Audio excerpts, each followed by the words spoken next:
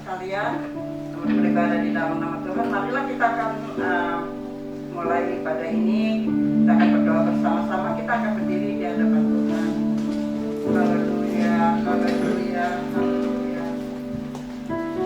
Bapa yang kami sembah dalam nama Tuhan Yesus, pada hari ini kami mengucap syukur kepada Engkau Tuhan, karena Engkau yang sudah memelihara kami dan selama hidup kami boleh menikmati kasih karunia Tuhan. Dan hingga saat ini kami masih diberikan kesempatan untuk beribadah kepada Tuhan. Terima kasih Tuhan, Engkau berkati setiap hamba-hamba Tuhan di dalam pelayan mereka, baik yang melayani di Cimahi maupun di Permata yang di Kota Baru ya Tuhan. Hamba-hambamu Tuhan, Engkau menyertai kami juga di dalam ibadah di tempat ini. Kami bersyukur Tuhan sebab pada hari ini kami boleh menyembah Engkau, kami boleh memuji muliakan nama Tuhan. Urapi hamba-hamba Tuhan yang sedang mempersiapkan diri dan sudah siap untuk memuliakan Engkau Tuhan. Dan kami serahkan ibadah ini dari permulaan sampai akhirnya dalam pimpinan Tuhan, dan menyertai mereka juga yang masih di dalam perjalanan, supaya bersama kami boleh menyembah Engkau di dalam rumah Tuhan. Terima kasih Tuhan, kami serahkan hidup ini dalam tangan Tuhan, dan dalam nama Tuhan Yesus kami serahkan ibadah ini. Haleluya, amin. Amin. Shalom saudara-saudara. Kita yakin bahwa Tuhan kita Dia sanggup melakukan segala perkara. Amin. Mari kita mau puji nama Dia. Satu kali dalam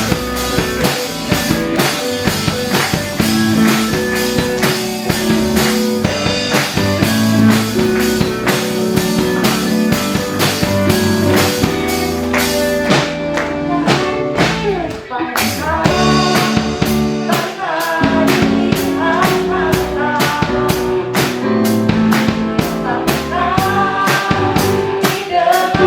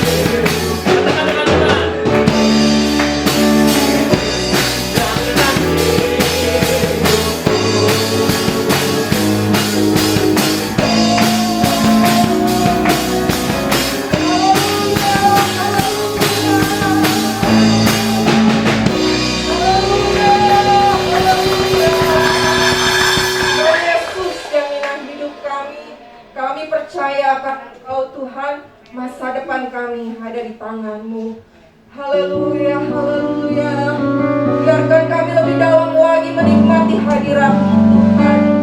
Mengangkat suara dari hati kami, menyembah dan mengagungkan Engkau. Haleluya, haleluya, haleluya. Hanya Kau Tuhan berlindung, hanya Kau lakuku dan kekuatanku.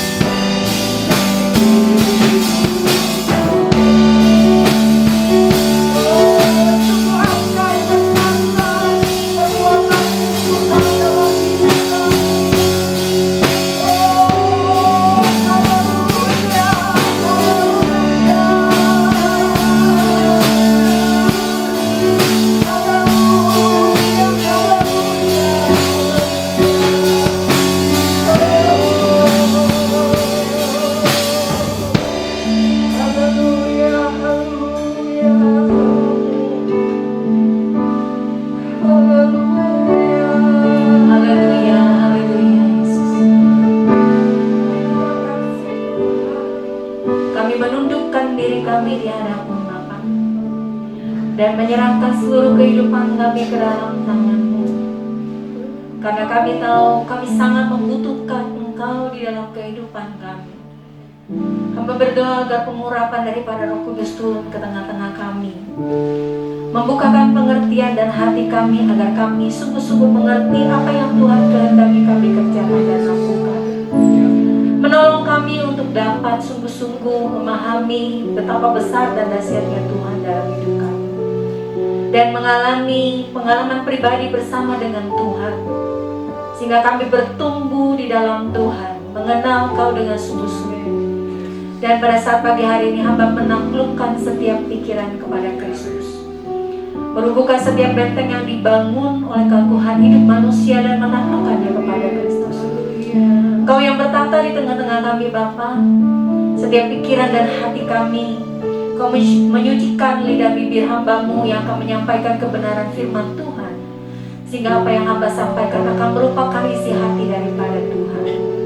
Kau yang bertata di tengah-tengah kami, menolong kami, menyucikan pikiran dan hati kami, sehingga pikiran dan hati kami akan menjadi tanah yang subur bagi benih kebenaran firman Tuhan.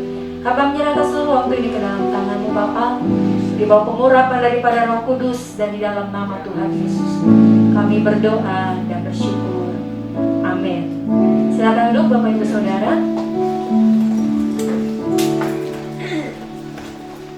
Puji Tuhan, saya berharap Bapak Ibu dalam kondisi dan keadaan yang sehat ya, dan jaga kesehatan dengan baik, karena sekarang endemi ya, jadi COVID itu sudah mulai naik dan meningkat tinggi kembali ya.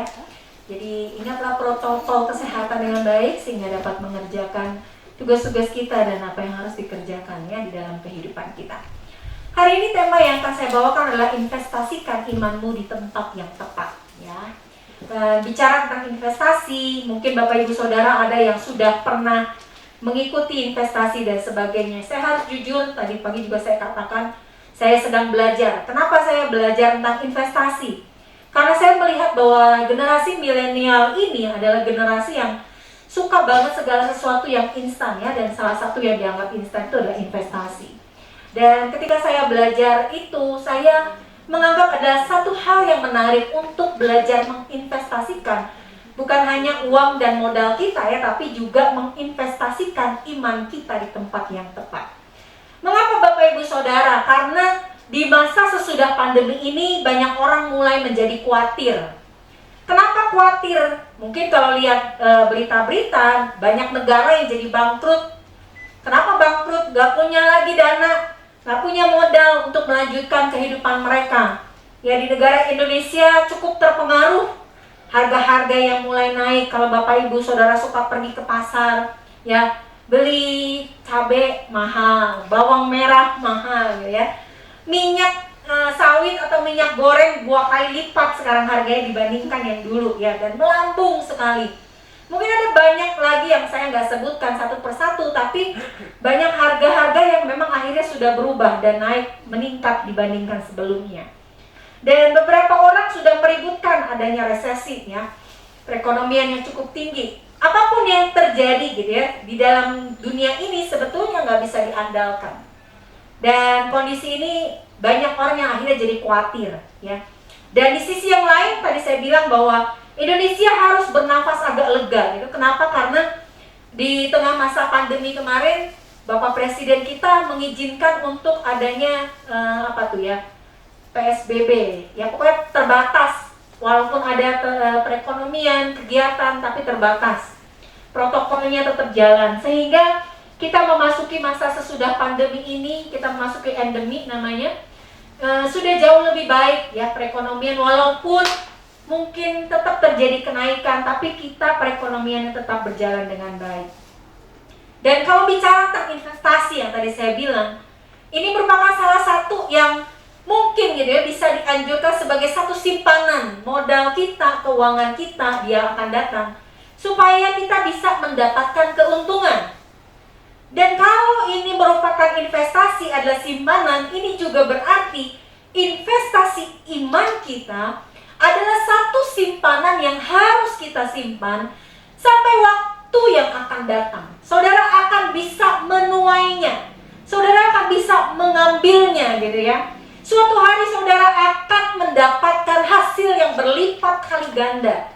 Tapi sayangnya kalau iman itu saudara investasikan di tempat yang salah, saudara nggak akan bisa mundur balik dan mengambil kembali iman kita, gitu, investasi iman kita.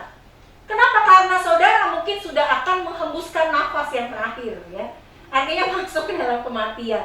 Kita nggak bisa ngatret, nggak bisa mundur. Jadi kalau saudara mau investasi iman dengan benar, ya harus sekarang. Dan tadi di dalam ibadah pertama saya katakan, investasi yang salah adalah kalau kita menginvestasikannya di dunia ini. Dan masalahnya saudara adalah banyak orang Kristen, banyak orang percaya menganggap selama ini dia menginvestasikan imannya kepada Yesus, padahal sebetulnya tindakannya enggak. Gitu ya. Kenapa saya mempersiapkan firman Tuhan ini? Ini pertanyaan yang muncul dalam pemikiran saya. Kenapa? Karena saya melihat dengan adanya perkembangan teknologi yang pesat, itu membuat orang melihat realitas, kenyataan tentang kehidupan rohani itu menjadi semakin jauh. Saya bertanya-tanya sebetulnya apa yang sedang terjadi. Sehingga supaya saya nggak usah ngulang di ibadah 1 karena ibadah 2 punya materinya sendiri, saya hanya akan beritahu bahwa kita sebetulnya sedang berada di dalam 2 realitas yang nyata. Yaitu ada realitas jasmani yang Bapak Ibu Saudara bisa pegang hari ini. Kursinya bisa dipegang, tubuh saudara bisa dipegang. Saudara bisa dengar suara saya, saudara bisa minum, saudara bisa makan. Itu realitas jasmani, namanya tubuh jasmani. Tapi kita juga punya realitas rohani. Apa realitas rohani? Tadi di dalam ibadah pertama saya bilang, itu adalah kondisi rohani kita. Jadi waktu pertama kali manusia diciptakan sebelum jatuh ke dalam dosa, ini realitas rohani ini yang di dalam Alkitab Kejadian pasal 2 ayat 7. Itu Tuhan menghembuskan nafas hidup ke dalam hidup manusia. Itu dinamakan ruah, roh. Bahasa aslinya ruah. Saya lebih suka pakai ruah. Kenapa? Karena kalau bicara roh orang jadi agak samar. Apa yang dimaksud dengan roh? Tapi kalau ruah adalah nafas hidup yang menghidupkan rohani kita. Sehingga di dalam Taman Eden saya tadi katakan bahwa satu tempat yang sangat sempurna untuk menyatukan kedua realitas ini, jasmani dan rohani. Sehingga saudara Adam dan Hawa, sebelum mereka jatuh ke dalam dosa, mereka bisa mendengar bunyi langkah Allah. Hebat ya. Mereka bisa bicara dengan Allah. Mereka bisa bertemu muka. Mereka bisa beradu argumen. Ditanya sama Tuhan langsung dijawab sama Adam dan Hawa. Tapi setelah manusia jatuh ke dalam dosa, apa yang terjadi? Ruah yang tadi saya bilang. Satu kondisi kerohanian kita itu mati. Dimatikan oleh dosa. Habis. Sehingga kita jadi buta. Mati. Ruahnya mati. Kita ditarik kepada realitas, dosa itu menarik manusia kepada realitas jasmani, tubuh. Sehingga saudara-saudara sadar atau nggak sadar, dunia ini, iman kita, hidup kita lebih mudah menginvestasikan, kita lebih mudah menyimpan, menaruh harap iman kita, itu kepada yang nyata. Makanya jangan pernah persalahkan kalau ada orang Kristen, orang percaya, udah lama pergi ke gereja, dianggap sudah bertumbuh, tapi masih mudah ngambek, masih mudah marah, gitu ya, masih mudah kecewa. Kenapa? Karena jangan-jangan dia menaruh harapannya bukan pada Tuhan Yesus, karena Tuhan Yesus nggak kelihatan, tapi dia menaruh harapan pada gereja yang kelihatan. Dia menaruh harap pada hamba Tuhan. Dia menaruh harap kepada orang-orang percaya, orang-orang seiman. Dia menaruh harap pada sistem gereja. Dia menaruh harap kepada harta. Dia menaruh harap pada kekayaan, kepada saudaranya, kepada papa dan mamanya, kepada orang tuanya, kepada keluarganya. Sehingga ketika semua itu hancur dan jatuh, dia jadi kecewa. Dan Tuhan Yesus datang ke dalam dunia untuk memulihkan ruah tadi, memulihkan hubungan manusia dengan Tuhan, membangkitkan mati, karena memang mati hancur, lebur, habis karena dosa. Jadi kalau saudara udah masuk ke dalam realitas itu, saya mau kasih tahu bahwa kita harus menginvestasikan iman kita kepada Yesus. Udah saya bahas dengan habis di ibadah satu. Kalau begitu bagaimana caranya, saudara? Hanya satu caranya. Saya mau kasih satu saja kuncinya. Agar kita menjadi orang Kristen yang menginvestasikan iman kita di tempat yang benar, jadilah orang Kristen dewe. Apa itu dewe? Dewe itu artinya do word of God. Ya. Menjadi orang Kristen pelaku firman. Dewe itu artinya do, gitu ya. W-nya O, word of God. Jadi jadilah orang Kristen pelaku firman. Mengapa? Karena bahaya terbesar ketika kita tidak menginvestasikan iman kita di tempat yang benar adalah kita menjadi orang Kristen ateis praktis. Kita orang Kristen, tapi namanya orang Kristen ateis praktis. Coba buka di dalam Matius pasal yang ke-15 ayat yang ke-8. Matius pasal 15 ayat yang ke-8.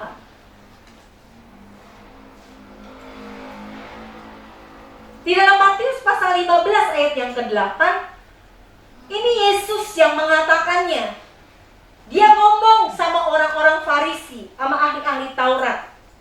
Dia ngomong gini, bangsa ini memuliakan aku dengan bibirnya. Lihat nih, bibirnya itu bicara tentang fisik, jasmani.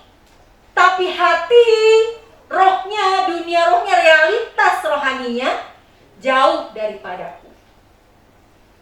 Apa sih arti orang Kristen ateis praktis? Artinya adalah kita menjadi orang-orang yang mempercayai adanya Yesus. Kita percaya ada Tuhan Yesus, kita percaya ada Allah. Tapi kita hidup tidak pernah melibatkan Allah. Kita tinggal Tuhan Yesusnya di gereja. Kita gak pernah bawa Tuhan Yesusnya sampai pulang ke rumah. Kita biarkan Tuhan Yesusnya tinggalnya, tidurnya di gereja aja. Tapi jangan sentuh rumah saya. Jangan sentuh keluarga saya. Jangan sentuh harta benda saya. Jangan sentuh harta saya, kepemilikan saya, usaha saya. Kenapa? Karena kita selalu melakukan ini supaya apa? Meninggalkan saja Tuhan itu ada di tempatnya sendiri dan gak pernah dibawa pulang ke rumah kita. Bapak Ibu Saudara, orang-orang seperti ini ada sejak zaman dahulu. Sejak orang Israel keluar dari Mesir. Dari sejak di dalam perjanjian lama, Tuhan mengatakan orang Israel datang mendekat kepada Tuhan. Tapi pada praktek kehidupannya begitu jauh dari Allah. Di dalam perjanjian lama itu orang Israel jauh lebih berani dari kita, saudara. Kita masih mungkin ngumpet-ngumpetan. Dia sandingkan Tuhan dengan dewa-dewa yang lain. Dia melakukan penyembahan, persembahan di pohon-pohon besar. Dia bawa patungnya Dagon, dia bawa patungnya Baal, dia sembah di rumahnya. Saudara bayangkan ini. Bangsa Israel kalau sudah mulai dijajah sama bangsa lain, balik lagi, bertobat lagi, datang sama Tuhan. Setelah hidupnya sudah makmur, balik lagi, dia tinggalkan Tuhan. Ini namanya orang yang ateisnya praktis. Dan orang Kristen juga banyak yang seperti itu. Bahkan di zaman Tuhan Yesus ketika ngomong sama orang Farisi, orang Farisi itu jauh lebih parah, saudara. Kehidupan keagamaannya jauh sangat baik. Tapi mereka, dikatakan yang kedua adalah mereka tidak pernah mengalami kehadiran Allah atau hadirat Allah. Saudara, berbahayanya kecanggihan ekonomi, teknologi pada masa kini yang dimiliki sama manusia modern. Semakin hebat, semakin luar biasa. Kemarin kita di masa pandemi langsung kita switch, kita atur supaya semua ibadahnya online. Tapi saudara tahu, realitas kenyataan hubungan mereka dengan Allah justru semakin jauh. Saya harus jujur saudara. Kenapa akhirnya saya bisa sampaikan firman Tuhan ini? Karena saya sudah berbulan-bulan nanya sama Tuhan. Kok sulit ya Tuhan? Sekarang itu teknologi mana sih yang gak ada? Alkitab ada di HP. Kalau kita mau baca Alkitab, gak pakai alasan lagi gak bawa-bawa kayak gini. Tapi saudara tahu, justru orang-orang yang membaca Alkitab menurut saya justru semakin menurun jumlahnya. Dengan adanya Alkitab di dalam HP kita, di dalam gadget kita, tidak membuat kita menjadi semakin suka baca Alkitab. Mengapa? Karena realitas kita, sebetulnya kita akhirnya menjadi orang-orang Kristen yang tadi saya bilang, meninggalkan Tuhan hanya ada di dalam gereja. Percaya adanya Tuhan Yesus, tapi kita tidak pernah melibatkan Tuhan dalam kehidupan kita. Atau kita tahu semua isi Alkitab, kita pinter banget, tapi kita menjadi seperti orang Farisi, kita tidak pernah mengalami kehadiran Tuhan. Jadi kalau saudara sadari ini, saya selalu bilang, saya selalu doakan saudara, supaya saudara berjumpa dengan Tuhan secara pribadi. Mengapa? Karena orang Kristen ateis praktis ini mengetahui hal-hal yang berkaitan dengan iman dan kekristenan, tahu tentang Alkitab, tetapi kehilangan atau bahkan tidak pernah mengalami bagaimana iman itu berubah dari iman yang pengetahuan, iman yang tahu isi Alkitab, menjadi iman yang mengalami kehadiran Allah. Saudara dijamah oleh Tuhan, saudara berjumpa dengan Tuhan secara pribadi, saudara mengalami mujizat Tuhan, pertolongan Tuhan, saudara mengalami datang kepada Tuhan dengan seluruh keberadaanmu. Mengapa? Karena kita tidak pernah mengubah kebenaran firman Tuhan yang kita baca. Pengetahuan kita tentang Alkitab itu menjadi pengalaman pribadi kita dengan Tuhan. Seperti yang tadi saya bilang, kita sering meninggalkan Tuhan itu di gereja. Kita gak pernah bawa Tuhan pulang ke rumah. Kita gak pernah sapa Tuhan di dalam kamar kita. Kita gak pernah sapa Tuhan, kita gak pernah panggil Tuhan di ruang kerja kita. Kita gak pernah sapa Tuhan dalam perjalanan kita. Kita bahkan lupa untuk menyapa Tuhan di dalam doa-doa kita di rumah. Cukup berterima kasih atas berkat yang Tuhan berikan. Tapi saudara tidak pernah dijamah oleh Tuhan di dalam rumahmu. Ini orang Kristen ateis praktis, saudara. Kita tahu, tapi kita tidak pernah melakukan. Kita tahu tentang Allah. Kita tahu tentang keselamatan di dalam Kristus. Kita tahu bagaimana hidup menjadi orang Kristen. Tapi itu semua pengetahuan itu bukanlah wujud. Bukanlah pengalaman iman itu sendiri. Pengalaman iman itu, wujud iman itu adalah kita ketika semua hal yang kita tahu berubah menjadi pengalaman pribadi.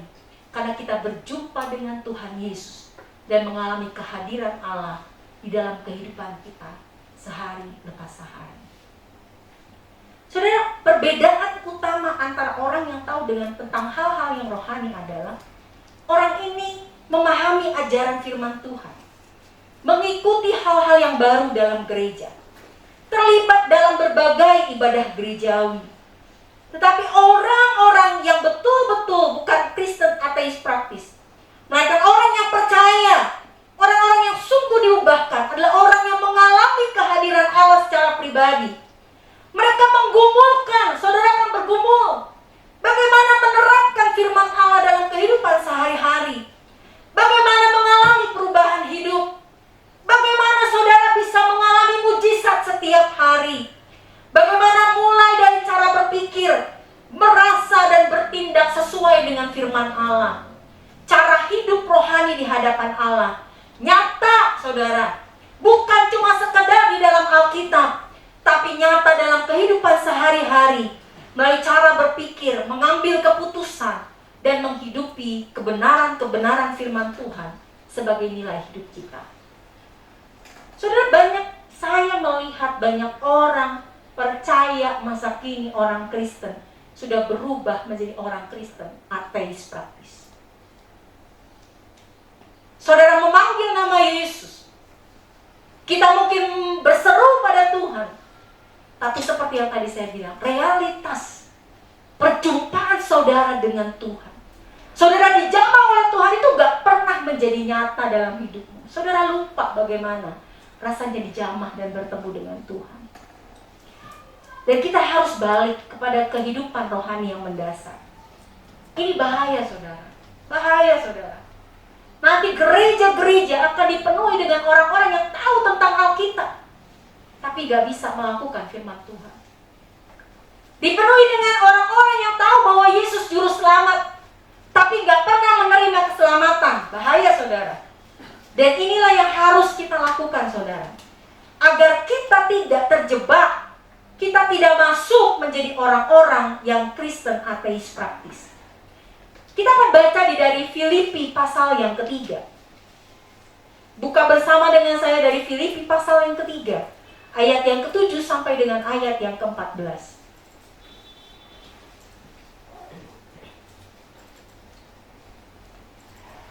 Filipi pasal 3 ayat 7 sampai 14. Saya akan bacakan dengan cepat Bapak Ibu ya. Tetapi apa yang dahulu merupakan keuntungan bagiku, sekarang kuanggap rugi karena Kristus. Malahan segala sesuatu kuanggap rugi karena pengenalan akan Kristus Yesus Tuhanku lebih mulia daripada semuanya itu. Oleh karena Dialah aku telah melepaskan semuanya itu dan menganggapnya sampah, supaya aku memperoleh Kristus dan berada dalam Dia bukan dengan kebenaranku sendiri karena mentaati hukum Taurat, melainkan dengan kebenaran karena kepercayaan kepada Kristus, yaitu kebenaran yang Allah anugerahkan berdasarkan kepercayaan. Yang ku kehendaki ialah mengenal Dia dan kuasa kebangkitannya dan persekutuan dalam penderitaannya, di mana aku menjadi serupa dengan Dia dalam kematiannya, supaya aku akhirnya beroleh kebangkitan dari antara orang mati. Bukan seolah-olah aku telah memperoleh hal ini atau telah sempurna, melainkan aku mengejarnya, kalau aku dapat juga menangkapnya, karena aku pun telah ditangkap oleh Kristus Yesus. Saudara-saudara, aku sendiri tidak menganggap bahwa aku telah menangkapnya, tetapi ini yang kulakukan. Aku melupakan apa yang telah di belakangku dan mengarahkan diri kepada apa yang di hadapanku, dan berlari-lari kepada tujuan untuk memperoleh hadiah, yaitu panggilan sorgawi dari Allah dalam Kristus Yesus. Di dalam Filipi ini saudara, Paulus sudah menggambarkan hidupnya sebagai orang yang hidup keagamaannya menonjol.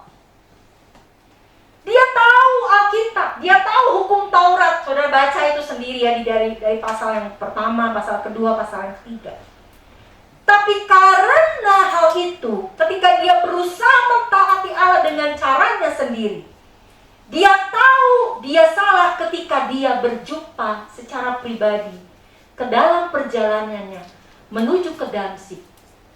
Ketika dia bertemu dengan Yesus, ketika dia jatuh dari kudanya, ketika dia buta selama 3 hari, tapi pengalaman selama 3 hari itu mengubah seluruh hidupnya saudara. Dulu dia cuma tahu Kristus dari dalam Alkitab. Dia cuma tahu Kristus cuma dari tulisan-tulisan. Dia tahu Allah cuma dari ajaran-ajaran guru-gurunya.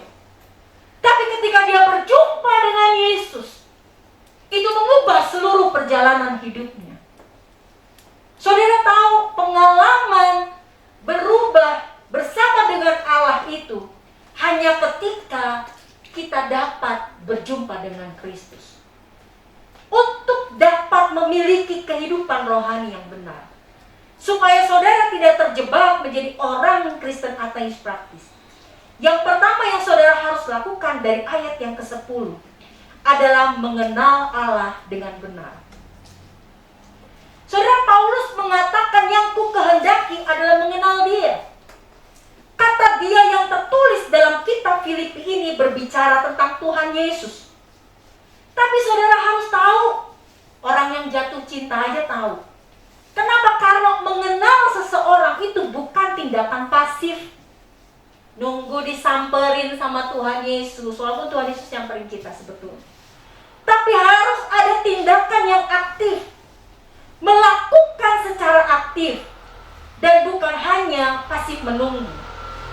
Kata kehendak dalam ayat ini berbicara satu tindakan nyata untuk melakukan. Tapi saudara ingat ini. Paulus mengatakan dalam terjemahan The Message, pengetahuan tentang Allah yang seindah apapun tidak akan pernah berubah menjadi pengalaman yang nyata bersama Kristus kalau saudara dan saya, kita tidak mengambil langkah untuk mengenal Dia. Tapi mengenal Dia, saudara, harus bukan dengan konsep pemikiran kita sendiri. Kita harus mengenal Tuhan dengan pemikiran yang bersumber dari Allah sendiri. Saudara, kita tidak boleh mengkotakkan Allah dalam konsep kita dan memasukkan Allah dalam pemikiran atau pengertian kita. Saudara, mengenal Allah dengan benar harus sama seperti yang dilakukan oleh Paulus. Mengenal Allah dalam kerangka Allah sendiri. Saudara, gambaran yang saya berikan, tadi saya sempat cuplik sedikit. Saudara pernah gak sih melihat gambar pemandangan yang sangat indah dari foto? Pernah? Kecil ya saudara, kecil. Tapi kalau saudara pergi ke tempatnya beneran, melihat gambar aslinya, pemandangan asli dari foto itu besar gak? Besar. Saudara bisa lihat sungai yang benar-benar gede, contohnya. Saudara benar-benar bisa lihat jurangnya. Teman saya kemarin pergi ke Labuan Bajo. Dia cuma bilang, Ibu Lydia harus pergi karena tidak sama seperti yang kita lihat dalam postcard, gambar yang kecil. Saudara, kita sering mengkotakkan Allah dalam gambar pikiran kita yang kecil. Kita mengkotakkan Allah di dalam pemikiran kita dan memasukkan Allah yang besar ke dalam pemikiran kita. Kita bentuk Allah sesuai dengan keinginan kita. Tapi mengenal Allah bukan seperti itu, saudara. Saudara harus melepaskan konsep kita sendiri tentang Allah. Saudara harus datang kepada Tuhan dan melihat Tuhan dalam kebesarannya sendiri. Sama seperti ketika kita datang ke dalam satu pemandangan dan melihat pemandangan itu sendiri. Jauh lebih besar, jauh lebih hebat, jauh lebih berkuasa, saudara. Gambaran kedua itu sama seperti ketika kita datang ibadah melalui YouTube. Saudara tahu YouTube? YouTube itu kecil, saudara. Tergantung HP-nya kita. Kalau kita nonton di HP itu gambar jadi kecil. Ibadah yang sebesar ini, ruangan yang sebesar ini jadi kecil, saudara, sebesar HP kita. Sama seperti kita nonton di laptop, kalau itu jadi laptop jadi lebih gede dikit. Kalau kita nonton di TV-nya, ya gambar di YouTube-nya itu ibadahnya jadi lebih gede dikit. Tapi ibadah sesungguhnya bukan yang di dalam HP, saudara. Ibadah sesungguhnya adalah ketika saudara datang betul-betul ke dalam gereja. Ibadahnya bukan cuma sebesar HP. Ibadahnya bukan cuma sebesar komputer saudara, laptop saudara. Ibadahnya bukan cuma sebesar si televisi. Tapi ibadahnya sebesar ruangan ini. Saudara akan menikmati Tuhan secara live, secara langsung, secara nyata. Kita sering, saudara, ini benar ini. Kita sering mengkotakkan Tuhan. Sama seperti kita nonton ibadah di dalam HP kita. Tuhan bagi kita begitu kecil, begitu terbatas di dalam kotak yang kita lihat. Tapi saudara mengenal Tuhan, saudara harus masuk ke dalam realitas Allah sendiri. Saudara harus masuk dalam pengalaman dengan Allah sendiri. Saudara harus ada di dalam ibadah itu sendiri. Saudara harus berjumpa dengan Tuhan untuk melihat betapa besarnya Tuhan yang tidak bisa dibatasi oleh HP kita, saudara. mengenal Tuhan adalah seperti ini. Kita sering mengkotakkan Tuhan. Kita sering jadi orang Kristen ateis praktis, dengan meninggalkan Tuhan di gereja dan gak pernah bawa Tuhan Yesus pulang ke rumah kita. Kita gak pernah izinkan Tuhan Yesus masuk ke dalam ruangan kita. Gak pernah izinkan Tuhan Yesus masuk ke dalam kamar kita. Gak pernah Tuhan izinkan Tuhan masuk ke dalam setiap relung-relung hati kita. Itu bukan mengenal Tuhan. Saudara tahu, gambaran yang paling jelas adalah ketika di dalam Yesaya pasal yang ke-6. Yang saudara ngerti gak sih? Dalam cerita Yesaya ini, Yesaya berjumpa dengan Tuhan di bait Allah, saudara. Di dalam pasal yang ke-6, itu berarti dari pasal yang pertama sampai pasal yang kelima, Yesaya hanya melayani Tuhan dalam konsepnya sendiri. Tapi ketika dia masuk ke dalam ruang bait Allah, dia melihat jubahnya Tuhan saja, jubahnya saudara, itu memenuhi bait Allah, saudara. Yesaya tersungkur dan dia bilang, aku bangsa yang najis bibir. Orang yang bertemu dengan Allah, dia akan semakin rendah hati, saudara. Dia akan semakin merendahkan diri, semakin tunduk. Karena dia tahu kebesaran Tuhan tidak dapat dibandingkan dengan kebesaran dia sendiri. Gak bisa, saudara. Tuhan jauh lebih besar daripada apa yang dapat kita bayangkan. Dan ketika Yesaya bertemu, dia menyadari siapa dirinya, betapa kecilnya dia di hadapan Allah, dan membuat dia sujud menyembah dalam kebesaran Allah. Itu yang dinamakan mengenal Allah secara pribadi. Jangan kotakkan Tuhan dalam pikiranmu. Jangan batasi, saudara. Masuk dalam hadiratnya, berjumpa dengan dia. Dan ketika berjumpa dengan dia, bilang, Tuhan, nyatakan pribadimu kepada diriku. Jangan kotakkan dia dan jangan batasi dia untuk bekerja di dalam diri kita. Dan menganggap dia hanya sebesar HP kita. Kan gitu? Hanya sebesar laptop kita, atau paling besar sebesar televisi kita. Padahal ibadah kita jauh lebih besar, berkali-kali lipat. Ini kalau semua HP ditaruh di lantai ini bisa dibuat HP ini untuk memenuhi lantai ini. Tapi kita hanya lihat sebesar HP kita. Kita kotakkan Tuhan, kita masukkan Tuhan dalam HP kita, dan kita gak pernah biarkan Tuhan bekerja dalam hidup kita. Apa yang cara yang kedua, saudara? Cara yang kedua adalah melakukan firman Allah dan kehendak Allah. Dan ketika kita melakukan, membaca firman Allah, itu gak cukup, saudara. Saudara mendengar di gereja itu gak cukup. Kenapa? Karena Yakobus 1 ayat 21-22 mengatakan gini, buanglah segala sesuatu yang kotor dan kejahatan yang begitu banyak itu. Terimalah dengan lemah lembut firman yang tertanam di dalam hatimu, yang berkuasa menyelamatkan jiwamu. Tetapi hendaklah kamu menjadi pelaku firman, dan bukan hanya pendengar saja. Sebab jika tidak demikian, kamu menipu diri sendiri. Ketika saudara kita menjadi pelaku firman, kita bukan hanya menjadi pendengar saja. Itu akan dikatakan, kalau Yakobus bilang seperti itu.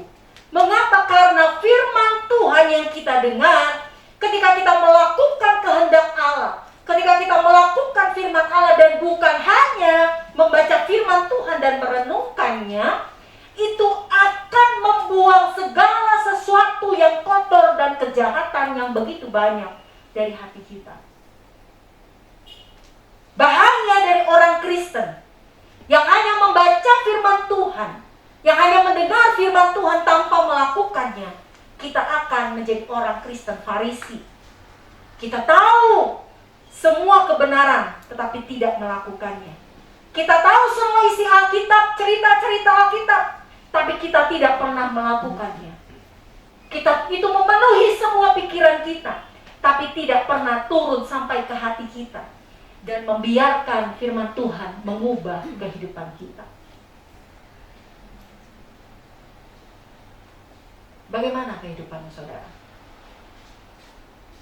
Saya tidak tahu apa yang sebetulnya terjadi dalam kehidupan, tapi janganlah jadi orang-orang Kristen. Ya jangankan yang tadi saya bilang, baca atau merenungkan. Kita mungkin gak pernah baca Alkitab. Baca saudara, jangan banyak-banyak. 1 ayat aja, cukup 1 ayat. Tapi saudara betul-betul ambil ayat itu dan melakukannya dalam hidupmu sehari-hari. Tanam itu di dalam hatimu, baca. Hafalin saudara, kalau saudara gak bisa, hafalin sampai saudara betul-betul tahu dan melakukannya. Saya akan singkatkan saudara karena udah diangkat. Di dalam yang ketiga dan keempat, saudara harus menjadi semakin serupa dengan Kristus. Ini adalah satu tujuan akhir kita saudara. Saudara menjadi serupa dengan Kristus adalah kualitas yang menjembatani antara Allah dengan ciptaannya. Saudara tahu gak sih kenapa manusia diciptakan segambar dan serupa dengan Allah? Alkitab ngomong di dalam Kejadian pertama ayat yang ke-26, aku akan menjadikan manusia segambar dan serupa dengan Allah. Kenapa saudara? Kita memiliki kualitas yang dapat menjadi perantara. Saya tadi mau pakai kata tiruan, bahasa aslinya pakai kata tiruan, tapi saya nggak setuju karena kita bukan tiruan Allah. Kita jauh daripada Allah. Kita hanya bisa menjadi perantara untuk kita dapat mengelola ciptaan Allah yang lain yang tidak memiliki kemampuan seperti yang diberikan Allah kepada kita. Kualitas inilah tujuan akhirnya untuk menyenangkan Allah dan memuliakan Allah. Dan bagaimana caranya supaya kita tidak hidup menjadi orang Kristen ateis praktis? Saudara harus hidup dalam live together. Live together itu artinya hidup dalam persekutuan. Satu-satunya saya bilang konsep agama di dunia yang mengambil persekutuan sebagai bagian dari kehidupan orang percaya adalah kekristenan. Dan kemudian ini diambil sama banyak agama-agama yang lain. Tapi dalam kekristenan, konsep ibadah bertumbuh dalam iman, percaya kepada Kristus adalah saudara punya persekutuan yang erat bukan hanya dengan Allah, tetapi dengan orang percaya lainnya sebagai anggota tubuh Kristus. Dengar ini saudara, nanti baca di Efesus. Saling melengkapi, saling mengasihi, saling bertumbuh, saling menopang dan saling yang lainnya. Saudara, ini konsep yang menggambarkan ketritunggalan Allah. Allah kita bukan 3 saudara. Dia satu pribadi yang utuh. Allah yang esa, tapi Allah itu dalam kehadirannya, kemahatauannya, kemahahebatannya. Ada 3 pribadi, Allah Bapa, Allah Putra, dan Allah Roh Kudus. Hakikat konsep inilah yang tidak ada pikiran manapun, manusia manapun termasuk saya yang dapat memahami kesempurnaan ini. Saudara tahu kalau lagi yang ngomong itu Bapa, Anak, atau Roh Kudus? Gak tahu saudara. Alkitab cuma kadang nulis cuma Allah. Hanya pada waktu Tuhan Yesus ada di dalam dunia itu jelas dituliskan Tuhan Yesus. Pada waktu di Kisah Para Rasul ada Roh Kudus, baru jelas dituliskan Roh Kudus.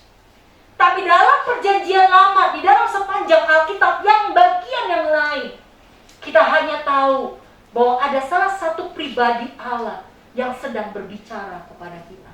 Itu konsep kesatuan yang utuh. Saya waktu belajar ini saya cuma geleng-geleng saudara. Kita persekutuan kita dalam gereja tidak sempurna saudara. Saudara mungkin akan kecewa. Gak sesuai ekspektasi dan harapan. Saudara mungkin akan merasa, kok saya gak diperhatikan sih? Kok saya gak begini sih? Kok saya gak begitu sih?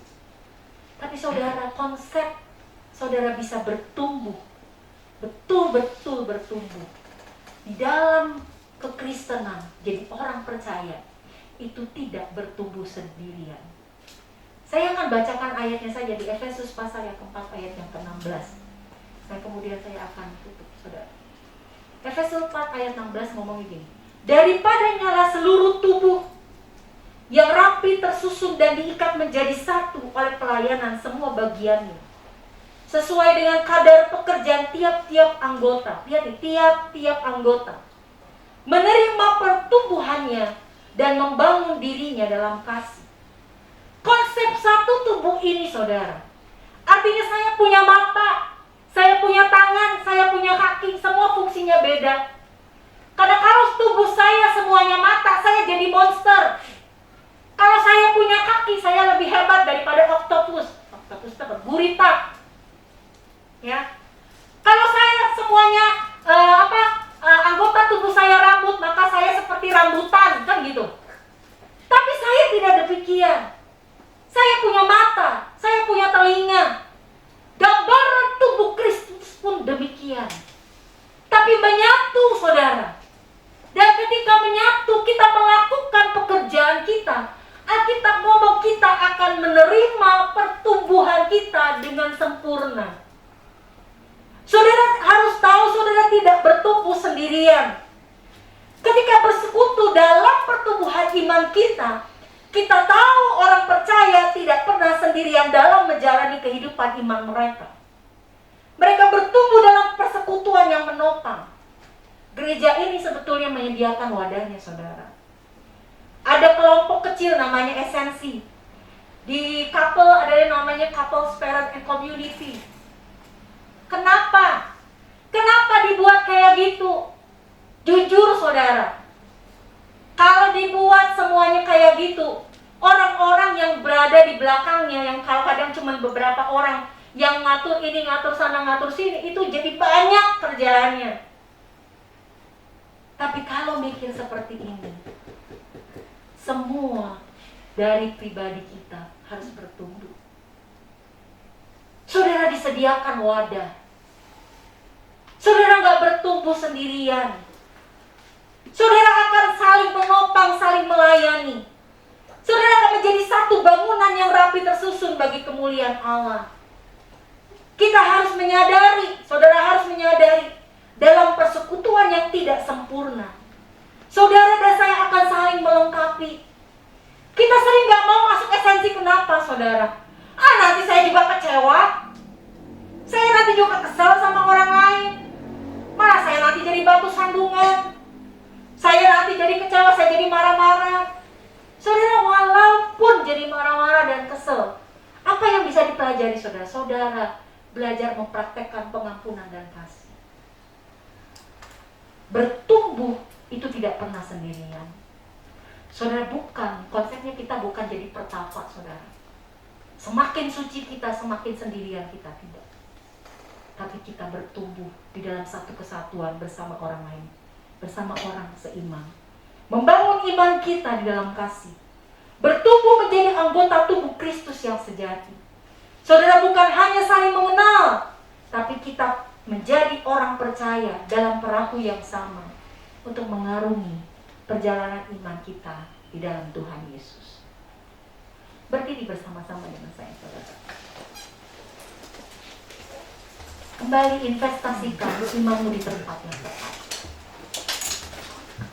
Jangan jadi orang Kristen yang ateis praktis.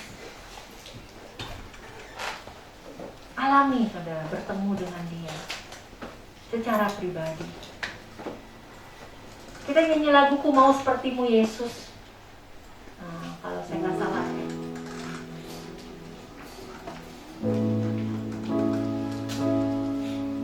Ada satu tujuan, saudara. Ketika kita menginvestasikan iman kita di tempat yang tepat, saudara dipanggil, kita bersama-sama. Tadi saya bilang, Tuhan membentuk kita, membawa kita dalam rencana Tuhan. Supaya apa, saudara? Kita punya tempat investasi yang benar. Kapan kita menuainya? One day, ketika Tuhan sudah memanggil kita. Dan hari ini, rindukan hal itu. Jangan jadi orang Kristen yang datang ke gereja dan tinggalkan Tuhan di gereja. Bawa pulang Tuhannya, saudara. Alami perjumpaan pribadi dengan Tuhan. Jangan kotakkan Tuhan di dalam pemikiranmu, sama seperti kau menonton YouTube. Tapi alami berjumpa dengan Dia. Bila bilang, Tuhan tarik saya, bawa saya masuk, supaya saya melihat kebesaran-Mu. Hati-hati saudara, jangan kita akhirnya menjadi orang yang menyangkal keberadaan Tuhan. Tindakan-tindakan kita sangat melukai hati Tuhan. Tapi biarlah hati kita menyenangkan hati Tuhan. Ku mau seperti-Mu Yesus. Ku mau seperti-Mu Yesus.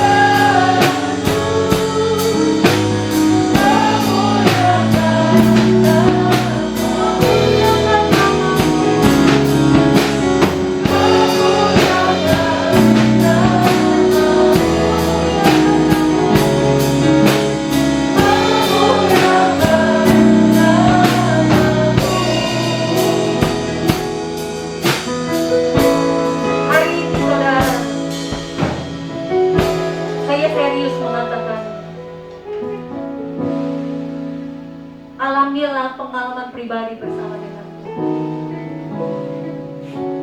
Di masa sekarang ini sangat berbahaya kalau saudara cuma datang ke gereja tanpa mengalami perjumpaan pribadi dengan Tuhan.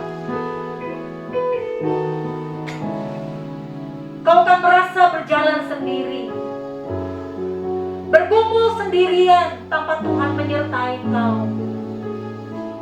Tapi bilang hari ini sama Tuhan,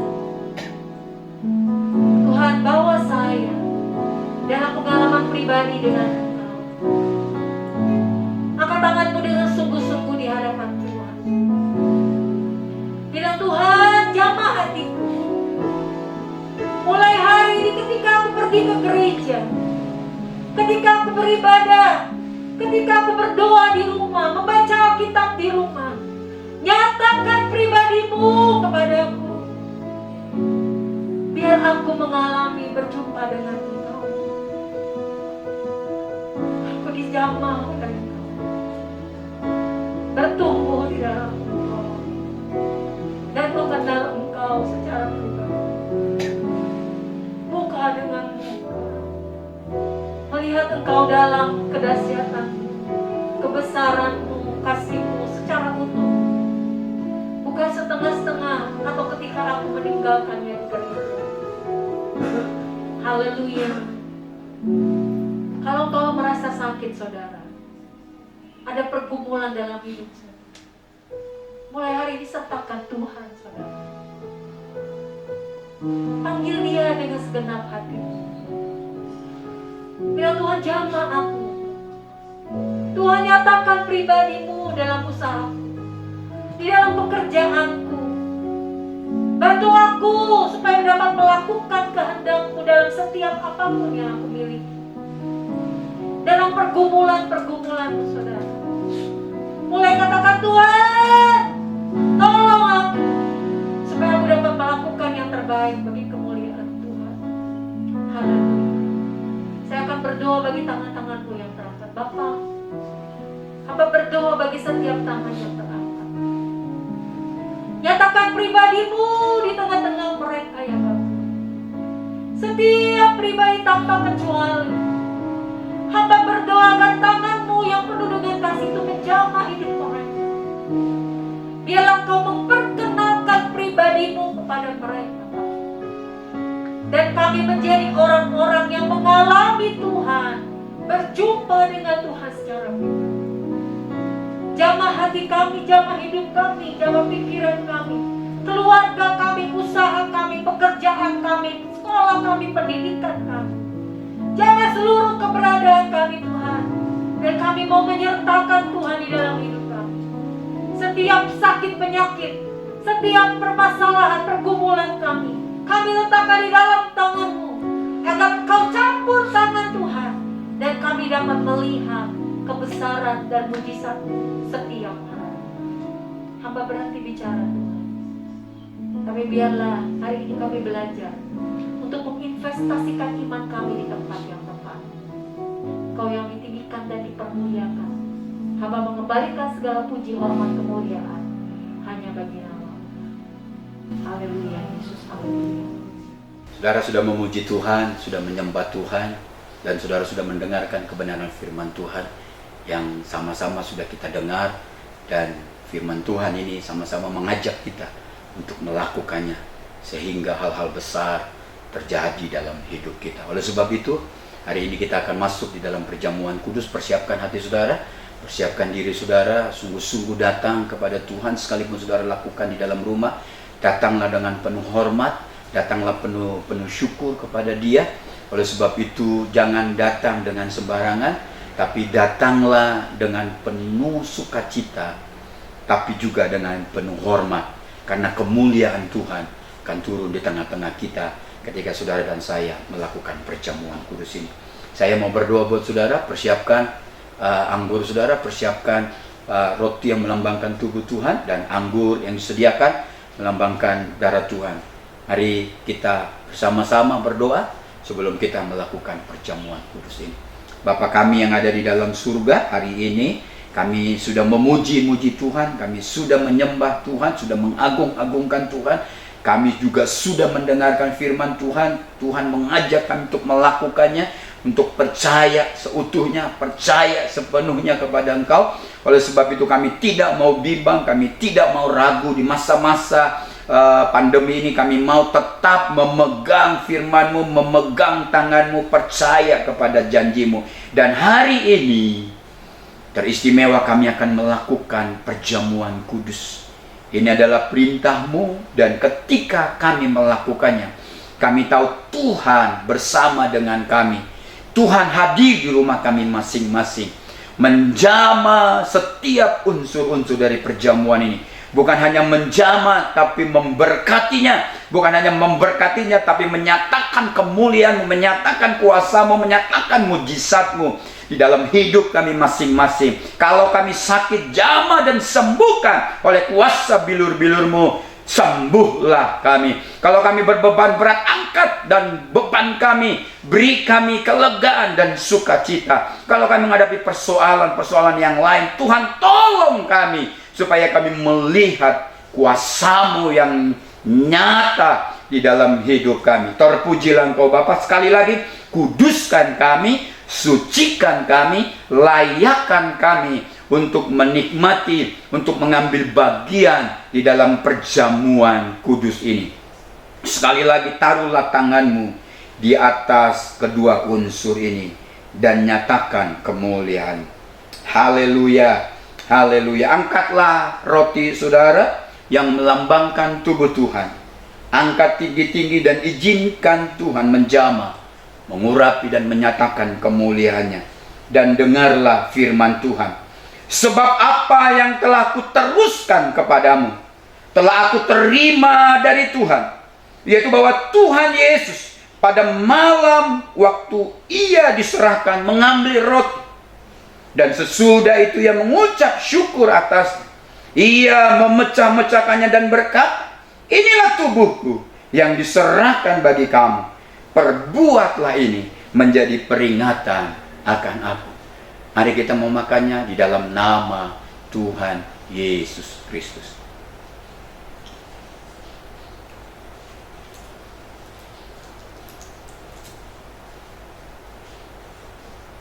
Haleluya, haleluya. Oh glory, haleluya, haleluya. Panggil Tuhan kita. Bersyukurlah saudara-saudaraku, ucapkanlah syukur-Mu, panggil nama Tuhan kita, berseru-serulah, agungkan namanya. Berterima kasihlah karena Dia mau mati buat saudara dan saya. Haleluya. Angkatlah cawan saudara di hadapannya dan izinkan cawan ini, cawan saudara, dijamah, dan Tuhan menyatakan mujizatnya bagi saudara dan saya. Dan dengarlah firman Tuhan. Demikian juga Ia mengambil cawan sesudah makan lalu berkata, cawan ini adalah perjanjian baru yang dimeteraikan oleh darahku. Perbuatlah ini setiap kali kamu meminumnya menjadi peringatan akan aku. Sebab setiap kali kamu makan roti ini dan minum cawan ini, kamu memberitakan kematian Tuhan sampai Ia datang. Mari kita meminumnya di dalam nama Tuhan Yesus Kristus. Bersorak-sorailah kepada Tuhan. Katakan terima kasih untuk kesembuhan yang Tuhan berikan kepada kami. Terima kasih untuk kekuatan yang Tuhan berikan kepada kami. Terima kasih untuk firman-Mu. Terima kasih Tuhan kami. Terima kasih untuk janji-janji Tuhan dalam hidup kami. Terima kasih untuk pertolongan-Mu dari hari ke hari. Terima kasih untuk berkat-berkat yang selalu baru buat kami. Terima kasih untuk kesegaran. Terima kasih untuk pemulihan. Terima kasih untuk pengampunan yang Kau sediakan buat kami. Terima kasih untuk semua yang sudah kami terima dan akan kami terima. Terima kasih Bapa. Terima kasih Allahku yang dahsyat, Allahku yang heran. Terpuji-pujilah Engkau. Saudara-saudaraku yang dikasihi Tuhan, sebelum kita mengakhiri ibadah kita hari ini, mari angkat tanganmu. Kita akan mengakhiri ibadah kita. Kita mengucap syukur di atas semua dari ibadah kita hari ini. Engkau yang sudah diberkati, katakan bersyukurlah. Engkau yang sudah ditolong oleh Tuhan, bersyukurlah. Engkau yang mengalami mujizat Tuhan, bersyukurlah kepadanya. Oleh sebab itu angkatlah tanganmu saudara-saudaraku. Terimalah berkat dari Allah Bapa kita, kasih sayang dari Yesus Kristus, serta persekutuan dari Roh Kudus akan menaungi, memberkati, juga menyertai saudara hari ini sampai selama-lamanya. Haleluya. Mari kita katakan Amin. Tuhan memberkati saudara.